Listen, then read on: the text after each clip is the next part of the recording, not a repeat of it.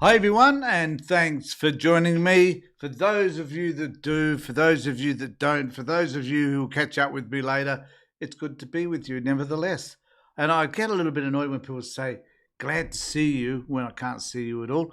But it is good that you could join me to have a conversation about the things that matter to me and the things that matter to you, more importantly, because that's what this show is all about. And I just want to encourage people to subscribe to my channel, ring the bell for further notifications.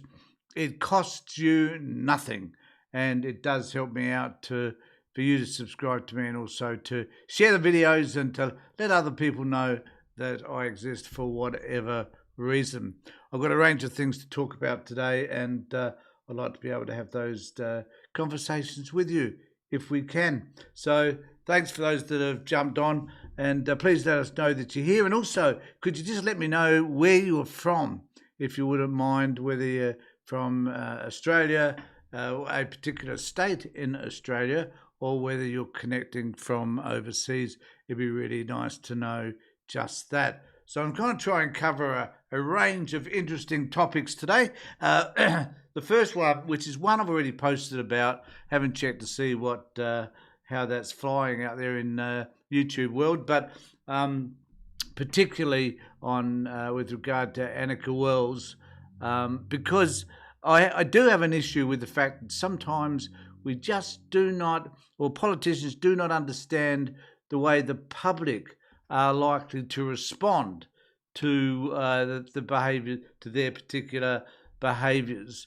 And there's a wonderful article that Annabelle Crabb wrote in relation to this, which I'm going to talk about in just a moment.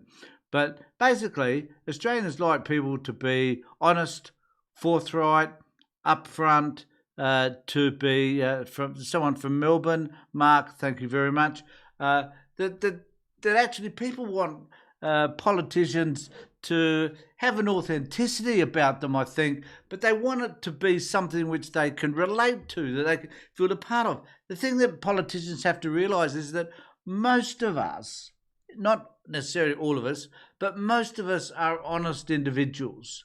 We are there to, we're attempting to do the right thing by other people, that we expect, in fact, people to do the right thing by us. And respect. Now, politicians, unfortunately, don't understand this bizarre concept that perhaps other people see them as Australians would see themselves. Now, we've learned from the lesson in relation to Annika Wells that the reality is that if you stuff up, and this is the other thing too, I think it's really important to acknowledge that if we stuff up, it is really helpful if we admit that we've made a mistake, and that we would obligate ourselves and to others not to make that mistake again. I think that kind of goes without saying. However, it seems to be a concept which is very difficult for politicians to understand. Albanese could have come out and said, well, she did the wrong thing, even though it was by the rules, that it has a terrible look, and that Annika should not have travelled when she travelled. She should not have travelled business class. There are other ways of doing it. She should not have brought as many staff with her when she went to the US. Whatever the case might have been, he could have said we could have done it differently. It won't happen again, because the example which I like to quote now is that Albanese, in terms of his wedding, chose to pay for all of that himself. He didn't use the public purse for any particular aspect of his wedding. He did that whole thing himself. A good example of understanding the way the public will perceive things. And as Annabelle Crabb refers to it, as the pub test. So I'm just going to show you what Annabelle says, because I think this is a really interesting article in terms of encapsulating some of this stuff about our expectations of politicians, what it is that we expect of them, and why it is we become so disappointed when they don't do what it is that we would expect of them. So she says Australia's favourite political test depends on who, I like that, who is at the pub. And ain't that the truth? One of the complex and unique delights of Australian democracy is our three-tiered justice system. No arguments there. The first tier consists of the laws that are debated and passed by our parliaments. Then we have the common law, which is made by judges interpreting those laws. These two are fairly orthodox, but in this country, we've added a third layer called the pub test, a much, much nebulous affair, largely administered by journalists asking ourselves, yeah, but what would a totally imaginary group of very pissed people think of this? Well, good point, Annabelle. Not knocking it, by the way.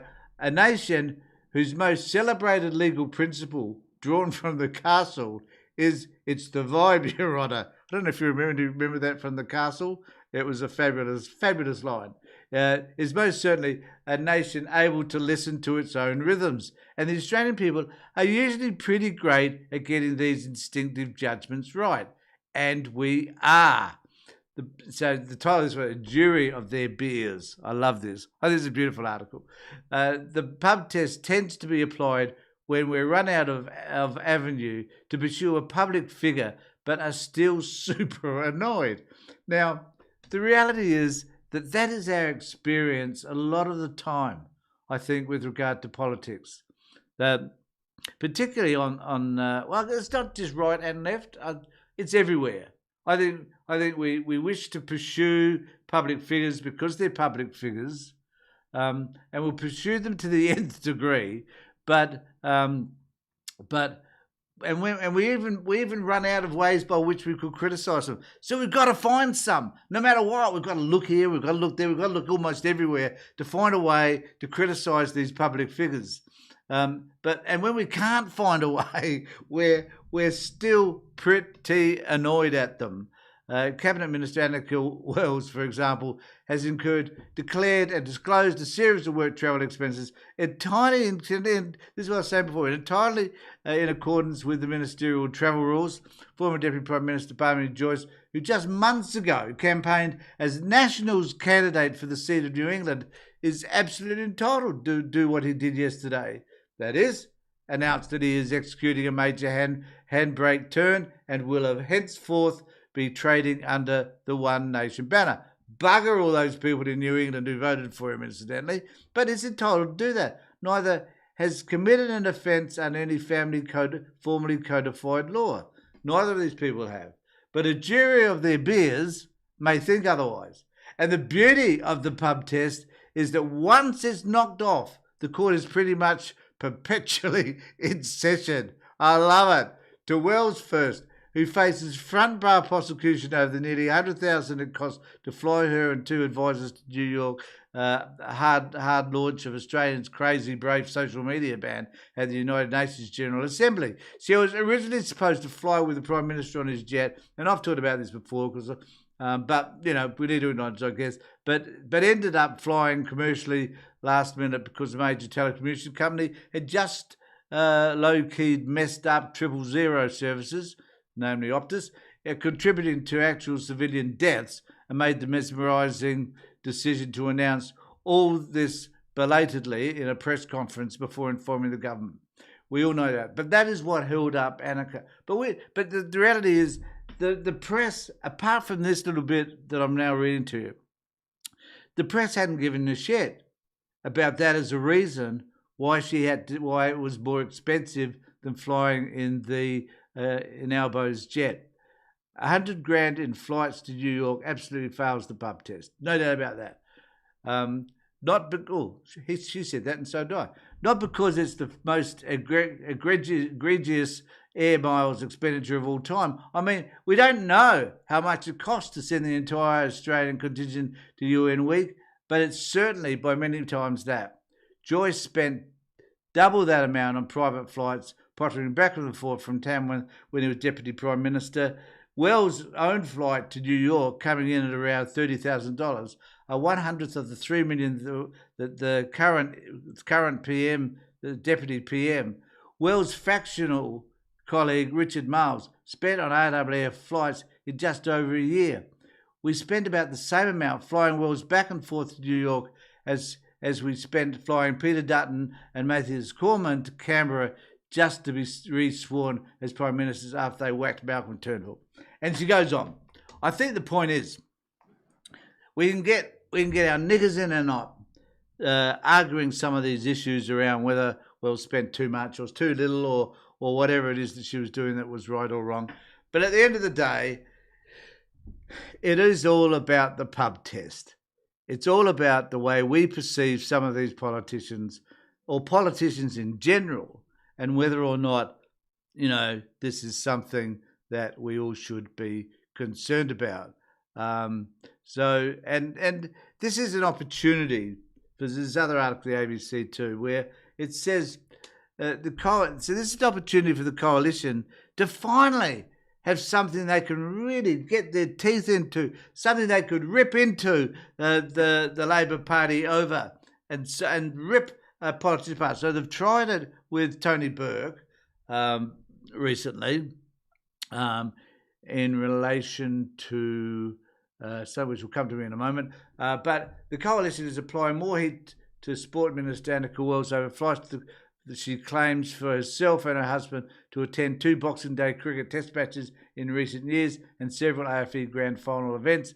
The Sport Minister claimed flights for herself and her husband to the 2022 and 2024 Boxing Day test, billing taxpayers her husband's $1,885 and $994 same-day return flights under family reunion entitlements. Parliamentarians are entitled to claim expenses for some family travel, including up to 3%. So everything that she's done is going to come out. The reality also is that Susan Lee, when she was in government and when she was in opposition, she has spent far more money on travel and other expenses than what Annika Wells has done. So I guess, folks, they are the realities of the situation. We can get our knickers in or not, but at the end of the day, is it worth it? So what do you think? I've got a few people here that Lord Rochester, let's look, I'll play that. 2 Brits tackling American... Oh, no, wrong one. I don't know what that's all about. Let's try again. Let's be clear. I'm not defending it, but at the same time, aren't they the same entitlements given to everyone else, including independents, etc.? Well, that's a really good point. I don't know whether those entitlements that we've been talking about are specifically related to ministers. Boom, boom, good question. Or whether or not they apply to everybody. My guess is... someone can confirm it, but I would say that they apply to everyone. So, if you're a politician, I guess one of the things that politicians may do is try and milk it for as much as they can because they're politicians and they're not there forever, maybe. Let's wait and see. Now, one of the other issues that I did want to talk about is elections. Now, there are some people who maybe or may not be interested in what's happening in Australia.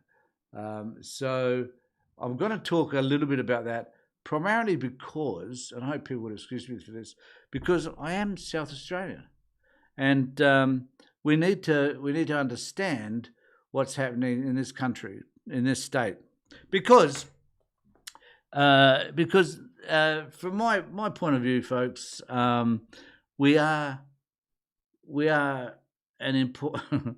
I was trying to think of an appropriate way of putting this without sounding super silly. We are an important state. We are a state that is the driest state of the driest continent on this planet, and we think that's a wonderful. It's a wonderful thing to know that our water's going to run out at any particular point in time, and that we have a desalination plant that will take care of that if need be. And today, I do need to declare, the weather is fabulous. It's a lovely sunny day today. It's about 31 degrees, and we're not doing too badly at all. A great day, in fact, to be outside. Now, we've got an election coming up in 2026 here in South Australia. Now, what does all of this mean? Probably very little to most people. But to us, it means that we may see, for probably the first time in Australian politics, we may see a political party, a major political party, almost wiped off the map. And I think that I hope I can bring it up here. I've got these stats from Anthony Green, which I think I can find. So this is I'll show you this, but I can show you only portions of it. But I will do my best, nevertheless. This is the one. So in this map, the blue bits are actually the Liberal Party, and so this is the Adelaide metropolitan area. I'll show you a map of the rest of South Australia in a moment, so you get some sense as to what this all looks like. But this is a map of the Adelaide metropolitan area. Now we've got to remember that South Australia, is very centralised. There's a couple of outlying centres: Mount Gambier, Port Lincoln, Whyalla, I guess in particular, Murray Bridge, and a few others. But basically, the population is situated around this map that I'm showing you at the moment. Now, you can see the orange. Now, in this orange area, that's Labor. The blue areas are Liberals. Now, there's a good chance that the Liberal Party will even lose some of these blue electorates. And what does that tell you? That actually, at the end of the day, they may wind up having such a small portion. So here's I'll show you this other map. Which one am I looking at? This one here, I think. So this wrong one. So on this map, you can see this is the map of South Australia, but you can see that these areas, the grey area there, are those in doubt, and that particular electorate is Stuart, which is I think it's the largest electorate in Australia. It's massive, and that's it's currently held by the Liberals. This one here is Flinders, and that's also held by the Liberals. But this one's in doubt, Stuart, so that might fall. And then we have this one over here, which is Chaffery, which is by the Liberals, which may also fall. And then there's one in Murray Bridge, MacKillop, where the guy has been locked up there. So that one may fall as well. So even though it is without doubt that within the metropolitan area we'll win. So, and the other thing too about these elections is that we've just appointed in South Australia a new Liberal leader who happens to be a woman. And someone made a comment the other day, and I don't know whether this is true or not, but it is relatively relevant, and that is that whenever a political party gets into trouble, they place a woman in. Now, I don't know whether they think that placing a woman in is something that will simply remedy the problem and may divert the view for a moment until we can find a suitable man to fit this position, because we actually don't trust women all that much. I don't know what the reason is there. Stan's from Kangaroo Island. Our Popular member, Leon Bignell, announced his retirement at the election. So we'll get a new candidate there. Hey, thanks, Stan, for letting me know that. I appreciate that. And Stan, that would be a Liberal member, I would imagine. And you can let us know, Stan, whether or not that seat is likely to be held by the Liberals, or whether there's a good chance that some other party, including Labor, might get in. So let us know what you think around all of that. And the other thing too that needs to be mentioned, I think, is that there's been so much sort of unspoken about, but certainly identifiable type of corruption in South Australian politics. And it's not just corruption. You know, we had a leader who was sniffing cocaine, for Christ's sake. We have other people in the Liberal Party who were fraudulent, particularly the guy up at Mount Gambier. It hasn't been a good look for the Liberal Party at all. Hence their the way they're becoming popular. And we have a bloke by the name of Peter Malinauskas, who's an extremely good-looking dude who just happens to have his finger on the pulse, seems to bring lots of interesting things back into South Australia, and is now developing one of the most complex highway systems in the world, which is an underground tunnel down South Road, which I've been waiting on for some 50 years now. And so a lot of things are happening. We have, believe it or not, we have Gather Round for the AFL, which means we have all these Victorians and others come to South Australia to abuse the shit out of us. So that's South Australia. Had to mention that because I'm South Australian. But there are some other things I think that are worth noting. And then I just wanted to turn to, if you don't mind, folks, and I hope you don't, I do want to turn to talking about international politics and particularly Donald Trump. So hold on for a second. I just need a drink. So I am going to talk about one of the most disgusting human beings on the face of this earth. And I'm going to talk about him because the last live feed I did, I decided that that I'll try and focus on local politics, which I was obligated to do, and which I did. And I now want to focus on, and I would like some comments from people. Now, Donald Trump administration launched a national security strategy just recently, and it looks like a disaster. Now, everything... Okay, I'm going to have a conversation with you about my version of Donald Trump. If you disagree with me, that's fine, let me know. If you agree with me, that's fine, let me know. But basically, Donald Trump's a moron. Now, I'm saying he's a moron not because I'm particularly biased or right or left or whatever. This is me just assessing somebody that I've watched for a long, long time.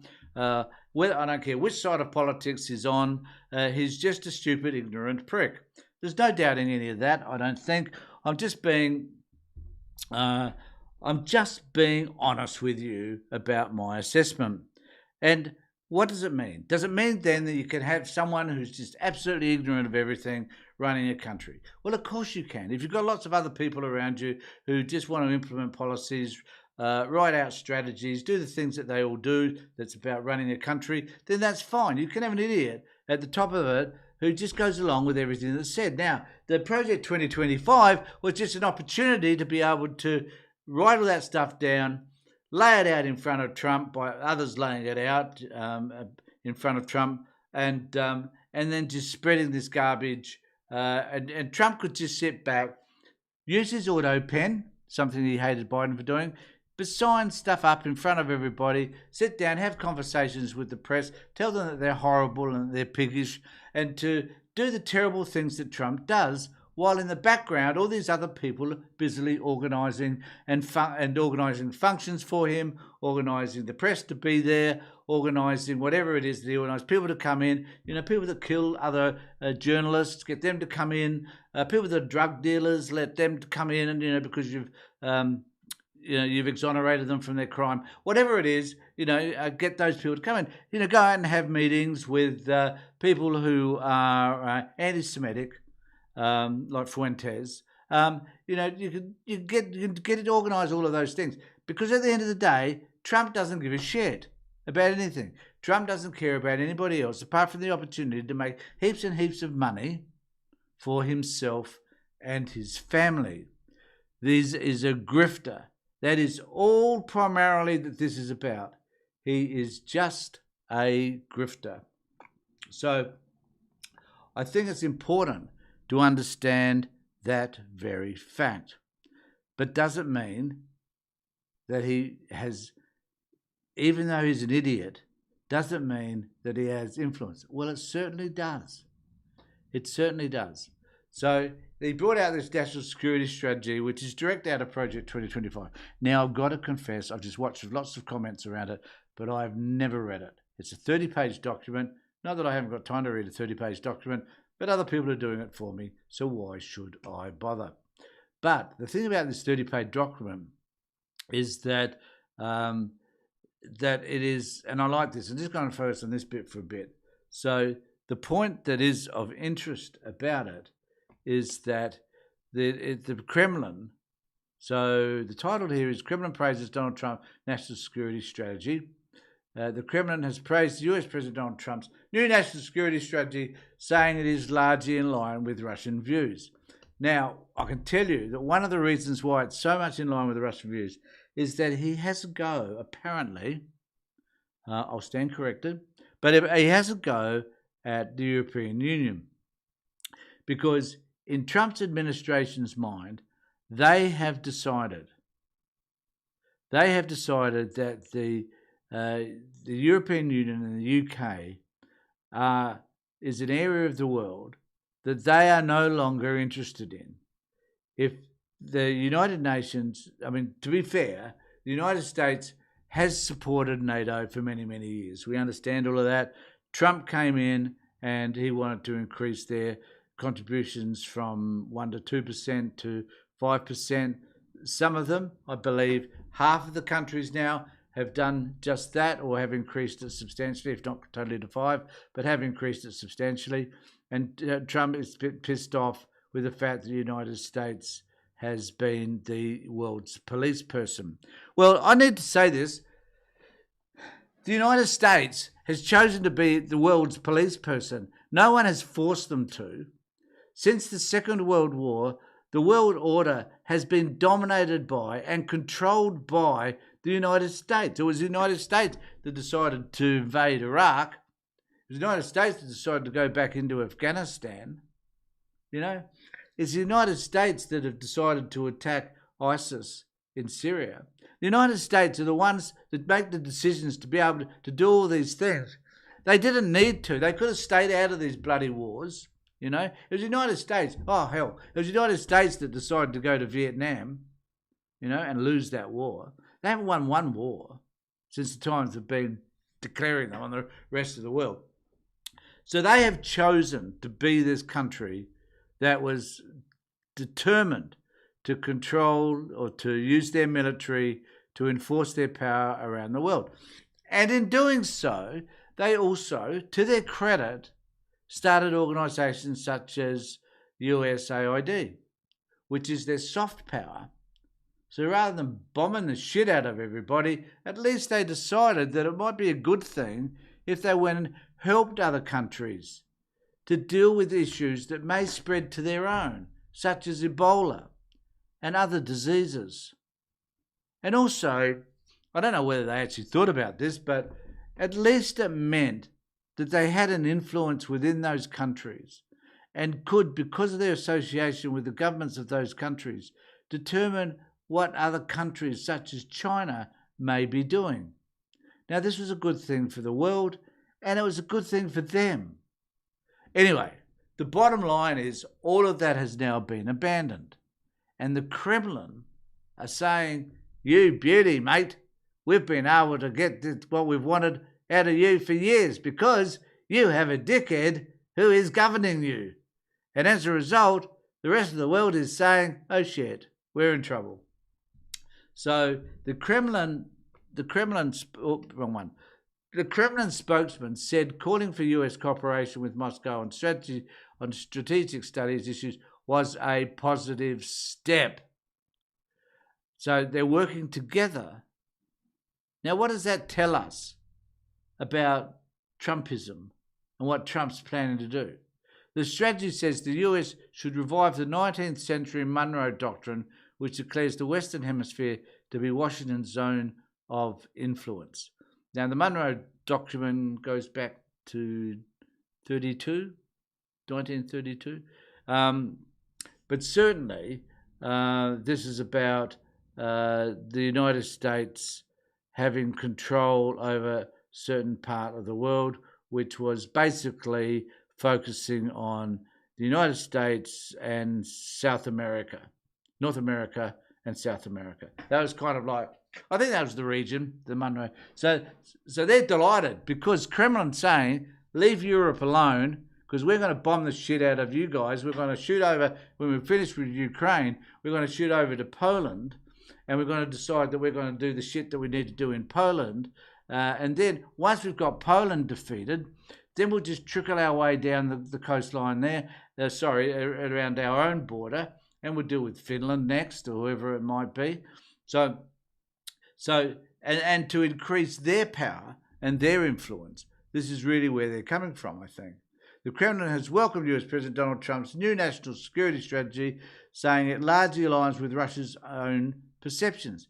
Now, this would have to be, I reckon, one of the first times in history, in modern history, where, apart from the Russians being involved with the Allies in the Second World War, it certainly would be the first time that the Russians have said, hey, you're doing a really good job.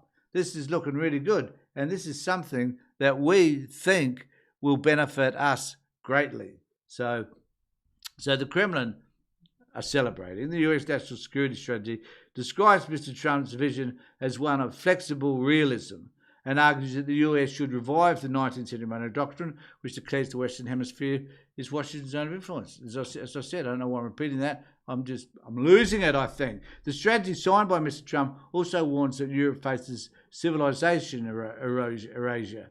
No one knows what civilization erasure actually means, but that is a statement that they made. That is a core US interest to negotiate an end to the war in Ukraine, and that Washington wants to re-establish strategic stability with Russia.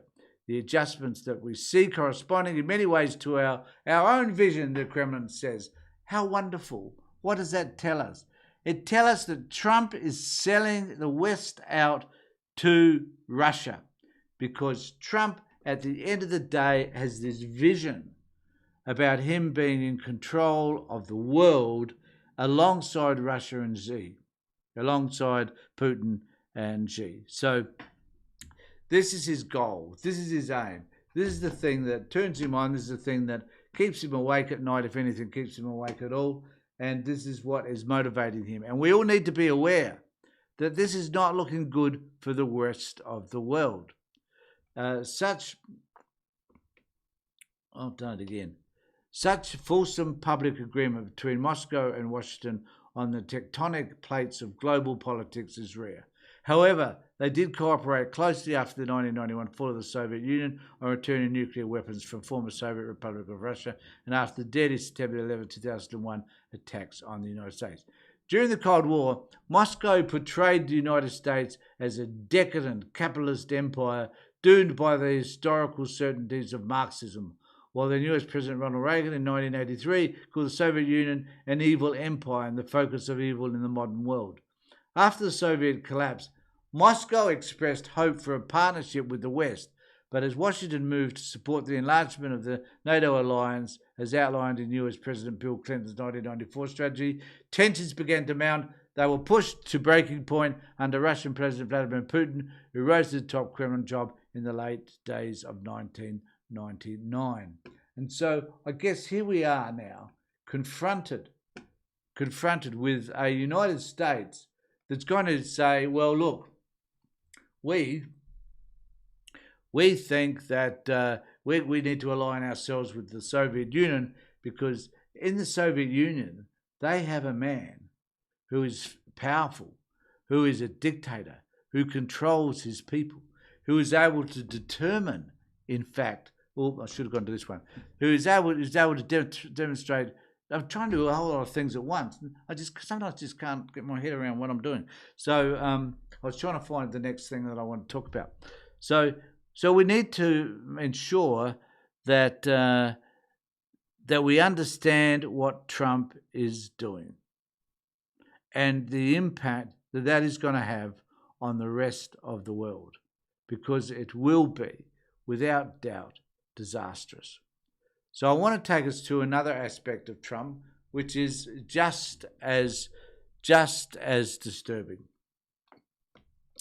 And that is Trump's anti-anybody who has a different coloured skin to his own.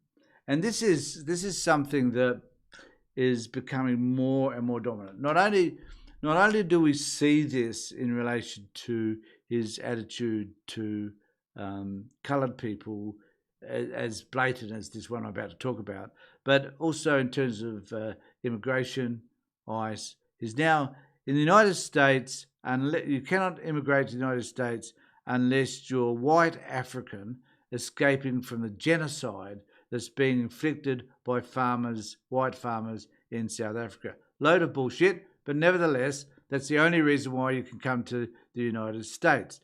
Done away with all sorts of, people seeking asylum. They won't be granted anymore. No one can come into the United States. And then the only other people that can is on BT1 visas or whatever it is. If you've got a profession that they need in the United States, or you've got a certain degree of knowledge or something, well, then you can come in on this visa, providing you pay $100,000 or whatever. So it's exclusive now to get into the US. But on this particular one, what is important is that Ilhan Omar says Trump made racist anti-Somali trade because he knows he is failing. That's another issue. Does he know he's failing? Don't know. I don't know whether he really is all that in touch with what's happening outside the Oval Office. So she said Donald Trump is lashing out at her and her community with bigotry because he knows he's failing. The US president dismissed Somali Americans earlier this week as garbage in a racist rant. Omar and a Democrat made the observation in a personal essay published by the New York Times, praising the resilience of Somali Americans and condemning the Trump administration for its promise to send federal agents to Minneapolis and elsewhere in her state for immigration enforcement raids.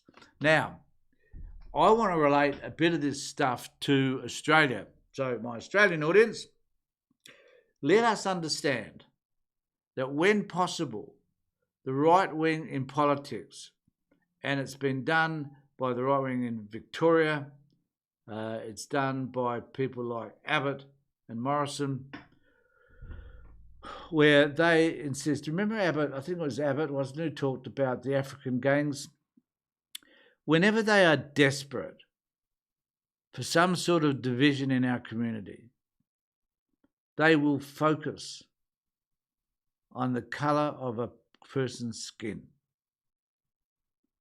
You know, in the past, it used to be indigenous, well, I guess it is to some extent, but it used to be indigenous people.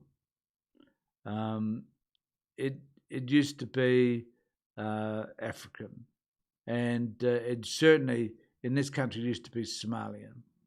And I've worked with the Somalian community with a client that I had who was a social work student many years ago, who was a boy soldier. And he was fabulous. To have gone through what he had gone through and to be studying social work and raising 3 young brothers at the same time because his parents were dead was amazing, absolutely amazing. And working within the community, working within the Somali community so that he could encourage and model behaviour, which would mean that many of the young boys that came from his same sort of experience as himself wouldn't behave badly. He was fabulous. So I admire them. I admire these people. We don't understand often where they've come from and what they've been through, but it's far more than what you and I probably have been through. And yet, you know, people like Trump, people like Abbott and Morrison and others will find ways to demonise them because it's politically expedient. Because the reality is that we live in what I would call a racist world. We do. I've brought up, and I did a couple of videos earlier today. One of them was about Thomas Sewell and somebody Milan, who are Australian people spreading this concept that here in Australia we are racist. Because in Australia we push back against anti-Semitism, Islamophobia, and any form. Well, I push back against any form of racism. And it's important to understand that this is who we are. And I think there are important qualities that we need to celebrate. That we even though there tends to be a tendency to want to identify racism in our community, I would suggest that the majority of Australians are not racist. There's a minority who are, who want to convince the rest of us that living in a white-only society is the only way to go. That is bullshit. It's not going to work, never has worked, never will work.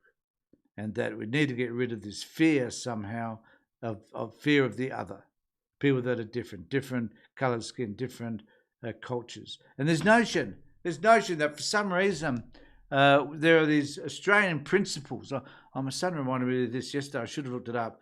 But what are these cultural and what are these Australian principles that we talk about all the time that for some reason other people who come here from other countries don't have? Equity, fairness, reasonableness, understanding, a whole lot of other things. You know, there are these humane versions of the world which most people share regardless of which community they come from. And we in our country accept those versions. Now, people could go and have a religious ceremony in their home or in a mosque or somewhere else, and that's fine. Do your own thing. You could decide to live within that cultural community if you want. That is fine. Can't object to that. We should not ever expect people to assimilate to what we define as a Christian, homogenous, white society. We should never do that. That is wrong. That is wrong. Everybody needs to lead their lives in the way that they lead it, providing it's not harming or denigrating somebody else. It's as simple as that. So the only other one article that I want to talk about, which is this, which I thought this is rather humorous, to be honest. So gave me an opportunity to have a bit of a chuckle, and that is Republicans.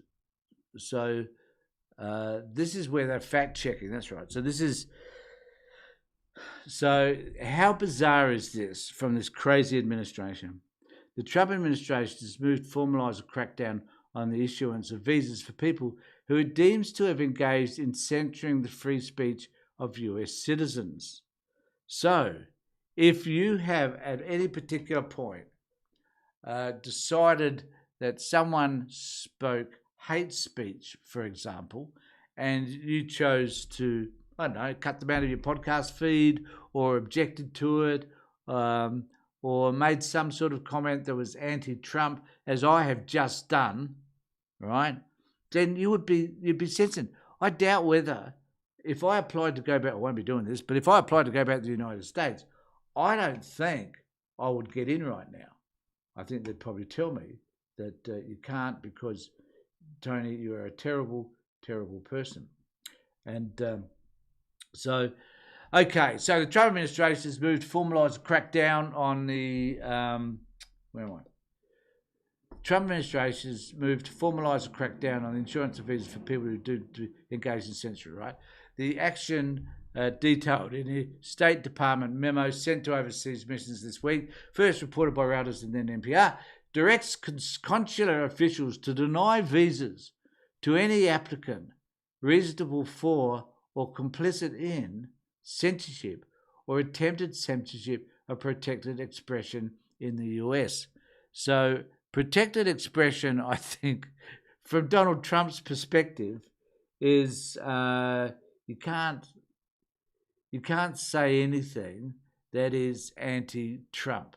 That would be protected speech. Is, you can say whatever you can't be censored about Trump. That's it. The order, which State Department officials have not denied, requires enhanced vetting of applicants to see if they have worked in areas that include activities such as misinformation. So who's determining what is the misinformation and disinformation? Content moderation, fact-checking, compliance and online safety, among others.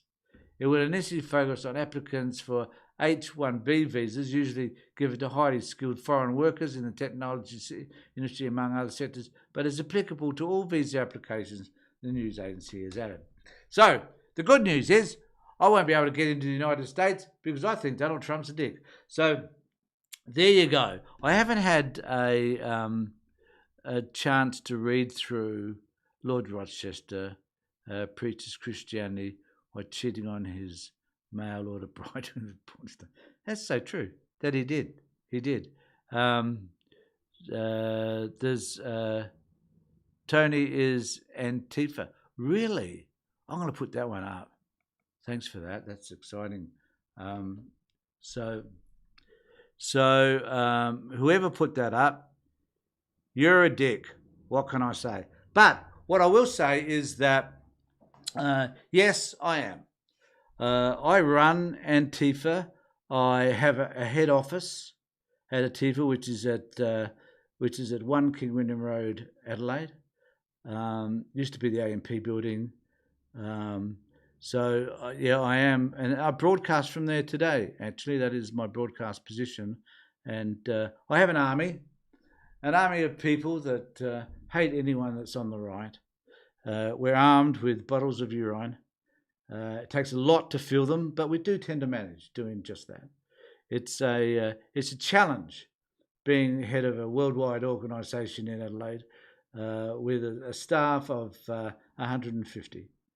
We all occupy the top floor of 1 King William Road, Adelaide, and we are fighting against people like Smudgley because people like Smudgley have very narrow minds and need to be reminded of how narrow their minds are. There are people out there who lack a sense of reasonableness and intelligence, that don't seem to be able to reach the capacity to understand that there are people that think differently to them.